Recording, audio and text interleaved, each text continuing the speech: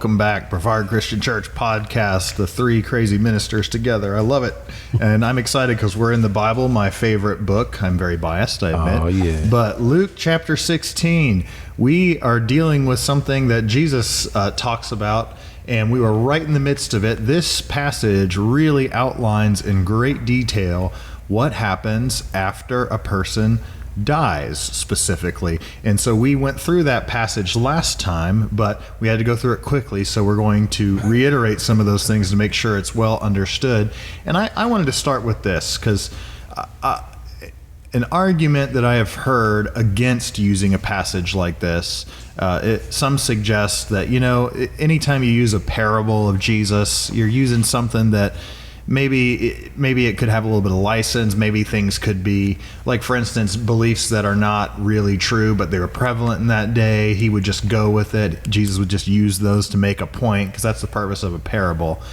But I do think it's fair to point out that if this is a parable, it's unlike any other that I've seen. I don't know of any parables where Jesus names the individual in the parable. This man's name is Lazarus, and he says that, but no other parable of Jesus I know, he names a person. He makes it pretty obvious. It's a man or a farmer went out to sow seed, or a king and his servants, but not Fred or Joe, or, So I think, I don't know, what do you think? Is this a parable or is this not a parable? And is it fair, the lessons we're learning from Luke chapter 16 today? Right. I really, I know some people make a big deal out of whether it's a parable or not, but to the point that we're making, I really don't think it makes a difference. If it is a parable, it still makes this point that once you die, that there is, how's it worded here in the NIV? There is a chasm that has been set in place. I do not think, I actually think this is teaching, but if it is a parable, I do not think that this is just, as you said, a detail that is not being taught, just assumed from the culture of the day, because of the rest of the story. So let's pick up where we left off reading, because you're going to see this is not just a point that he makes. It is a major point that he makes, because in this story, we've gotten up to the place where the rich man is begging for some relief from his agony, and Abraham is explaining to him, in essence, no, you don't get any relief. And the reason Lazarus is not going to bring you any relief is because there's no crossing over. Those who are on Abraham's side cannot go down to you, and those from down there cannot come up here. There's no crossing over. Now notice where he goes after making that point. That was down through verse 26. Then in verse 27, this is the rich man speaking. He answered, "Then I beg you, Father, send Lazarus to my family." Well, what's he doing here? The rich guy's saying, okay, I get it. Once you die, that's it. So go back to the people who haven't died yet. This is central to what Jesus is teaching here. He says, he begs him to send Lazarus back to his family. "For I have 5 brothers," he says in verse 28. "Let him warn them so that they will not also come to this place of torment." Okay, again, we're going to keep reading the verses in just a second here. But do you get his point? He gets it. If they die, they don't have a chance either. You're stuck, right? So go back to them before they die. Verse 29, Abraham replied, "They have Moses and the prophets. Let them listen to them." "No, Father Abraham," he said, "but if someone from the dead goes to them, they will repent." And he said to him, "If they do not listen to Moses and the prophets, they will not be convinced even if someone rises from the dead." Isn't this interesting? Jesus, the one who rises from the dead, is telling this story. In other words, foretelling what's going to happen. Yeah, God knows how much information people need. And he, in essence, is saying, you've got enough. You've got enough. You have to search. You have to make your own mind up, but there's enough. There's a classic argument in philosophy called the hiddenness of God. And many times non-believers and believers alike sometimes bring up this question. Why doesn't God make himself more known? That's a huge question. And there are a lot of answers to it, but this is one place where the Bible gives a partial answer to this, because God knows how much people need, and this is all they need. He's given enough. He's given plenty. Given plenty. Over in, Matthew chapter 18, where it's Luke chapter 18, sorry about that. Luke the 18th chapter, where Jesus tells this parable of the persistent widow, and he's trying to make the point how people ought to always pray and not lose heart.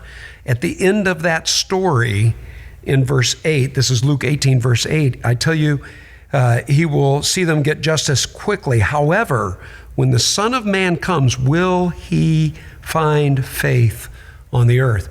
God gives us enough information, but he doesn't overwhelm everybody with so much information that they can't help but to believe. Everybody still has to make a choice, right? Right? That makes good sense. So how would we summarize where we are to this point? Because I think you've just laid out a whole lot of stuff, but perhaps the most shocking thing might be to a typical listener would be the idea that if I'm a Christian and I die, I don't go straight to heaven, or if I'm not a Christian and I die, I don't go straight to hell. Right. So where do you go? Track us again real quick from birth to the end. According to this story that Jesus tells, even if it is a parable or a factual story, either way, he's making a point that you go to a place once you die and you cannot cross over. The places that he refers to would be Abraham's side for the righteous and Hades for those who are not saved, the wicked. Mm-hmm. So those are the two intermediate states that are being described here. Some people think that these intermediate states were only a reality under the Old Covenant, but we're going to get to a passage in a little bit that I think does not support that idea. But nonetheless, at the time Jesus tells this story, he says there's a place for the righteous to go. It's not heaven yet, and a place for the wicked to go. Disembodied, yes. The resurrection hasn't taken place yet, so it's a not the same as dismembered, but just it's no physical body yet, just for this transition time. Right. Okay. Right. So you die. Before you die, you can choose which path you're going to go on. You can choose to be on the path to Abraham's side, or I believe it's also called paradise in the Bible as well, right? Paradise or Hades. And this kind of makes the point we were talking about the hiddenness of God just a little while ago, because once you die, you've got overwhelming evidence, don't you? There really is. A place of suffering, a place of right. So in the midst of overwhelming evidence, who wouldn't believe? Yeah. Right? Yeah. Right? So here we go. It's your fate is already set by that time. There are passages, a bunch of passages that come to mind, but I need to stick with my notes here. I want us to go to 1 Corinthians chapter 15. All right. Because 1 Corinthians chapter 15, people pick on this one verse, and I'm going to read it to you. It's in verse 29. It says in 1 Corinthians 15:29, if there is no resurrection, what will those do who are baptized for the dead? If the dead are not raised at all, why are people baptized for them? Okay, if you look at that verse all by itself, take it out of context, there's a possible way, there's a couple of ways you can take this, but one way that some people take this, they take it to mean that I can be baptized for somebody who's already died, right? Well, what does that mean? The implication is that my baptism is where I accept what Jesus has done for me. Well, if I'm doing that for somebody who's dead, then maybe I can bring about the results of my baptism for them, and they can be saved. There's a whole teaching here that just spirals down, because what we just read from Jesus' teaching over in Luke's chapter 16 is that no, you can't. So whatever it means here in 1 Corinthians 15 about being baptized for them, whatever that means, it cannot mean that it changes their eternal state. Are you following me? Because that has already been fixed. There's no crossing over. So the question is, with 1 Corinthians 15, what does it mean when you say baptized for the dead? Well, I'm going to make an argument here based on the context and the words. I think it's much better to understand the word for in the English language often carries with it the idea of benefit. I'm going to benefit you. I'm going to do this for you. Mm-hmm. The word in the Greek language here does that sometimes, but not all the times. In fact, I think a better translation in the English would be the English word because. And if you read it with that word, which is a perfectly acceptable way of translating this, then you would read this verse to say, if there is no resurrection, then those who are baptized because of the dead, if the dead are not raised at all, why are people baptized because of them? Okay, if you translate it that way, which is an acceptable way of translating it, that kind of changes the whole flavor, doesn't it? When I've seen this a bunch of times, by the way, as a preacher at funerals, I've seen a lot of people grapple with death who didn't want to think about death. And because somebody died, guess what? They decided it's time for me to get right with God. I need to be baptized into Christ. I've actually seen that lived out at many funerals. Now, it's not just a possibility. I actually think that's a better way to understand this, looking at the context, because the context here is he's dealing with the fact, is there life beyond this life? And if there is life beyond this life, will we get to experience it? And he's saying, yes, there's so many different proofs of the fact that there's life beyond this life. And the major proof is Jesus' resurrection from the dead, right? So it matters what we do in this life because there is a life beyond this life. And that premise is carried through with several different examples, including people who decide to get baptized now because guess what? There's a life beyond this life. There's a resurrection from the dead. I've thought about it when my friends died, and I also think about the fact that someday I'm going to die, so I better make sure I'm right with God, and part of that is my baptism. Yeah. So in hard times or in times of loss, you think more about the future and realize there is one. You sure do. And regardless, if you disagree with my interpretation of this particular verse in 1 Corinthians 15, I know there's a couple different ways of taking it. I'm just saying there's boundaries here. And one of the boundaries would be you cannot mean that it changes somebody's state once they die, because that would contradict other biblical teachings. And that's kind of a pretty clear thing. The Bible is the best commentary on the Bible. So if there's one part that has various ways of understanding, you can be sure it's not going to contradict with another part of Scripture in its teaching or in what it says. So that's kind of our basic understanding of Scripture that we take. And I'm just grateful for this, because I know it really meant something to me when I had that thought, because I thought, man, this is the very words of God, of the all intelligence of all existence, wrapped into one. And me and my feeble little mind, how am I supposed to even think I can walk up to the slightest bit of God's knowledge and have anything rational to say about it or whatever? But then I had to stop and realize, well, hold on a second. If God is as intelligent and awesome and powerful as he is, and he wanted to communicate with a dummy, with an idiot, I think he knows how to do it, because he's as intelligent and as smart as possible. And so if he is trying to reveal himself to me, he's so awesome and powerful that I think he can do it in a way that a feeble-minded individual like myself can understand. And I think he has done that in the Bible. And I love that, because the Bible is no longer out of reach. It's actually very understandable when you just spend time with it every day. I hope. I encourage everyone to do that. You will, even if you disagree with everything we said to this point, or you just don't know about any of this stuff, you will never be at a loss.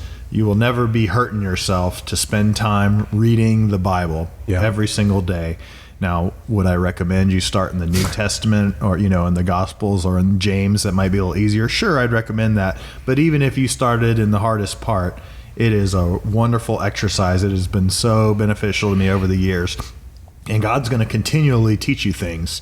Yes. So right now he's teaching us that while you're alive, you're born in a state of innocence. The original sin, whatever there was from Adam, is originally taken care of with original grace. Jesus is greater than Adam, and therefore his sacrifice has covered that. So now it's up to you. What do you do? Well, if there is a law that you are held accountable to, and by that we mean you are old enough, or you're mentally aware enough that you can understand what sin is. You understand either the Bible, your conscience, or the creation and the implications thereof, or most likely all three of those in our culture, Yes. you are going to be held accountable to that. What do you do about that? You can accept this message of grace that comes from Jesus. You can be baptized into Christ. You can choose to commit to that. And if you do, you will be in line with Lazarus from Luke chapter 16. When he died, even though he had a pretty hard life, he was brought to Abraham's side. He was comforted there, that place that we sometimes also call paradise. He was in comfort there and in a good place. But the rich man, who in this story clearly was not living the way he should, he did not accept what Jesus would have for him. He was taken to Hades, a place of torment, where there is a great gulf in between Hades, a great chasm, if you will, a blockade or something. So people cannot cross over. So you can cross over while you're alive, but after you've died, you are stuck where you are. But we're calling these places Hades, the bad one, I guess, and paradise, or Abraham's side, as it says in Luke 16, the good one. We're calling these places intermediate states or transitionary states. Yes. Because in the end, we're supposed to go to a permanent state, and we're supposed to have a body again, right? Yes, yes. So how do we get from one to the next? And Mike, you look like you have something to say. Never mind. Look, did we cover death, though, man? You told me to remind you, and then I forgot. Did we do that? Yes. We did earlier on. It was the passage in Hebrews 9. well, there's several different passages, but we made reference to the fact when you talk about death in the Bible, there are three different kinds of death. There's physical death, and that's obviously what Jesus is talking about here. But it's tied to the fact that if you die without Jesus, a physical death, then if you don't have Jesus, you are spiritually dead. And if you die a physical death, spiritually dead, you will be eternally dead. So there's three different kinds of death. This eternal death is also referred to as the second death. And we'll get into that a little bit more. I'm glad you brought that up because we'll get back to this. And me too. We're talking about what happens to you when you physically die. And we've gotten to this point where if we're understanding this correctly, and I think it's pretty clear, not only has a great chasm been fixed and there's no crossing over, the rest of the story, when the man gets it and he says, well, then I've got to get the message to my brothers before they die. Right. Because once you die, that's it. Right. Okay. Now, if that's the case, picture this in your mind. Everybody on Abraham's side, they're going to end up in heaven. Right. Everybody on the other side in Hades, they're going to end up in hell. There's no crossing over, right? No back and forth. So, guys, why do we need a judgment day? Everybody in paradise going to heaven. Everybody in Hades going to hell. Why a judgment day? Well, what does the word judgment mean?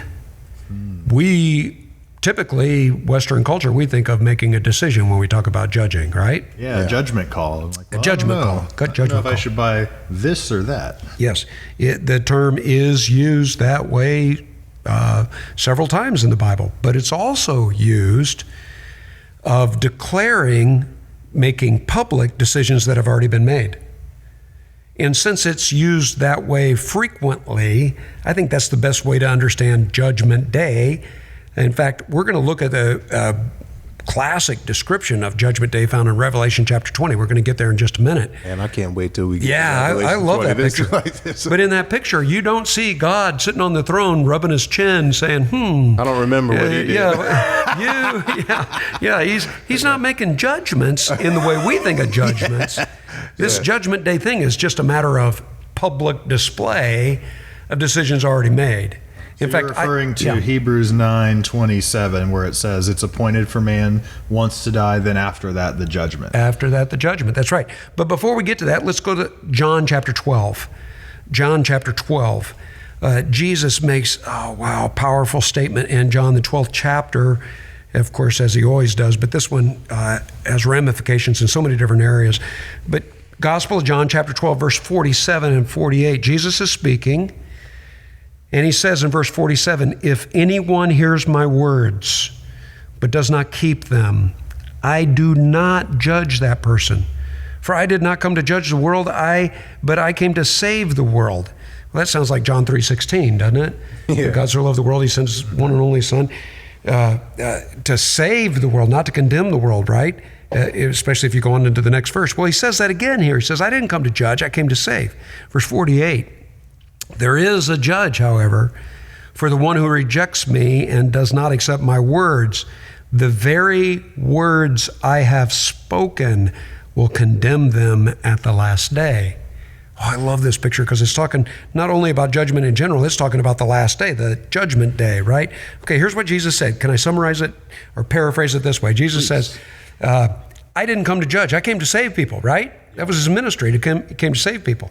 He says, but there is a judge. The very word, let's take the word of Jesus, let's set it out here on the table. Let's say, Jesus said, I didn't come to judge, but there is a word, right?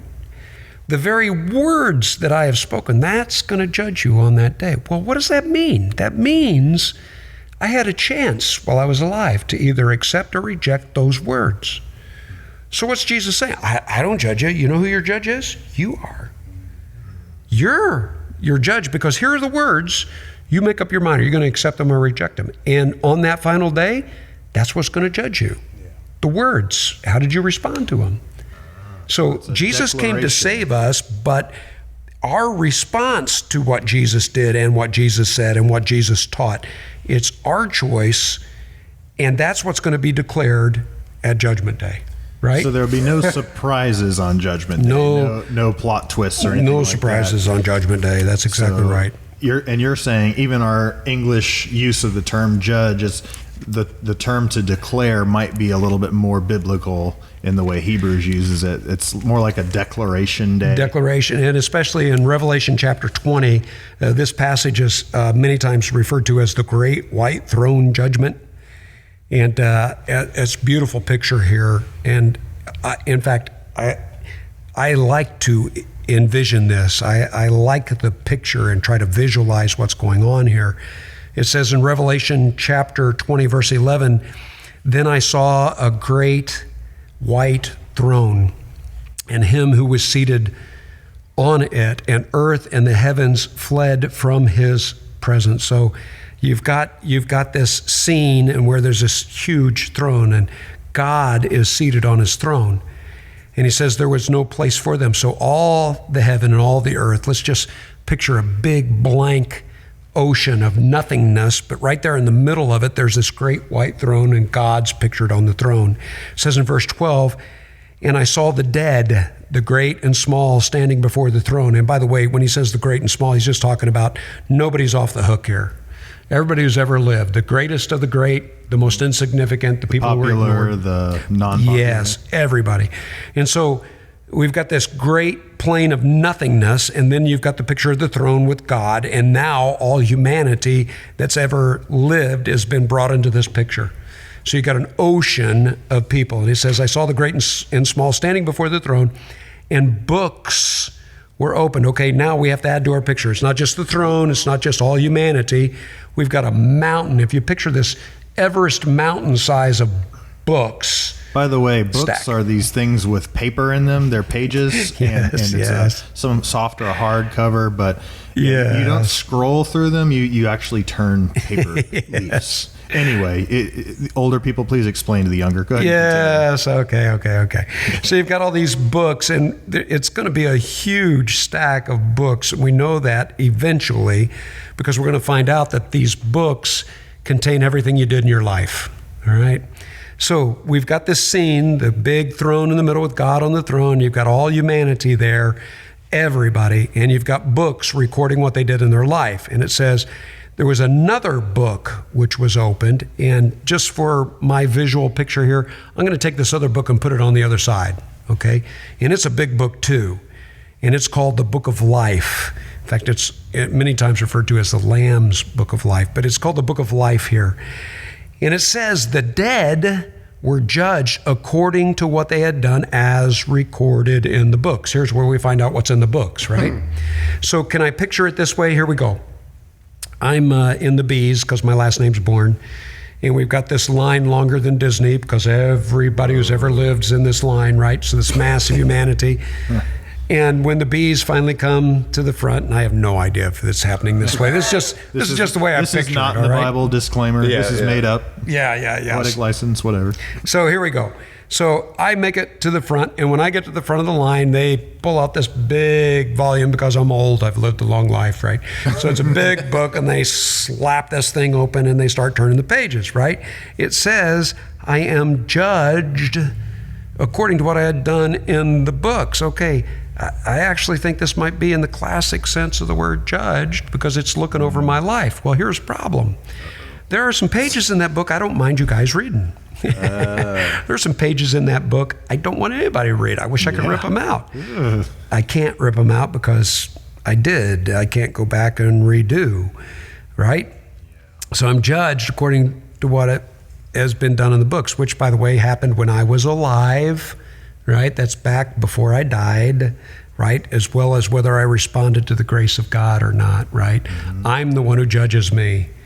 It's that very word that Jesus spoke, Jesus, right? Yeah, accept it or not. Exactly. So he says, I'm judged according to what I've done in the books. The sea, verse 13, the sea gave up the dead that were in it, and death and Hades gave up the dead that were in them, and each person was judged according to what they had done. I think in verse 13, he's just emphasizing the fact nobody gets out of this. Nobody gets a pass, right? Everybody's going to have to be judged according to their life, how they responded to the words of Jesus, what they had done, right? It says, verse 14, death and Hades were thrown into the lake of fire. The lake of fire is the second death. Second death. This is the one that goes on forever, right? Verse 15, anyone whose name was not found written in that other book over there, written in the book of life, was thrown into the lake of fire. So here's my picture. You got the throne, you got God, you've got all humanity, and you got these books recording our lives. If we somehow, some way come to the front of the line, they open up my book and they look through my book and they look at what I did, guess what? That's me closing the book. I didn't pass because all have sinned and fallen short of the glory of God. That includes me. There's more sins in there than I ever care to admit, but they're in there, and that means I blew it. I did. But he says it's not just these books. Before he opens the big trap door and we all end up in the lake of fire, right? It's kind of like, here's the way I picture it. It's kind of like we're all over here with the goats. We're all over here on the bad side. We're all over here looking at hell. But before he pulls the huge trap door, he says, oh, wait a minute. We're going to look at one more book. This book does not record your deeds, does it? What does it record? It's the Lamb's Book of Life. It records the names Jesus has. So when they get to the bees over there, guess what? Mark A. Bourne is listed over there because Jesus adopted me into his family. Yes. And because of that, not because of these other books. Yeah, because of that, I get to be called over to the other side. I'm no longer standing with those who the great trap door opens up and there they go in the lake of fire. So you're saying no matter how fat that book is, that and how ugly those pages are, if you're in the other one, the Lamb's Book of Life, you're away from. That's the one that makes a difference. Too, Matt, you'd be in the line. Mike Hall did. I'm like, that's okay. Just wait till Jesus shows up because I'm on that one. Just ignore this. Go ahead and say it loud. I'm in the important book. I did that. That's great. But I learned better. Oh, exciting. All right, next time we come together, we're going to recap man's journey to destiny.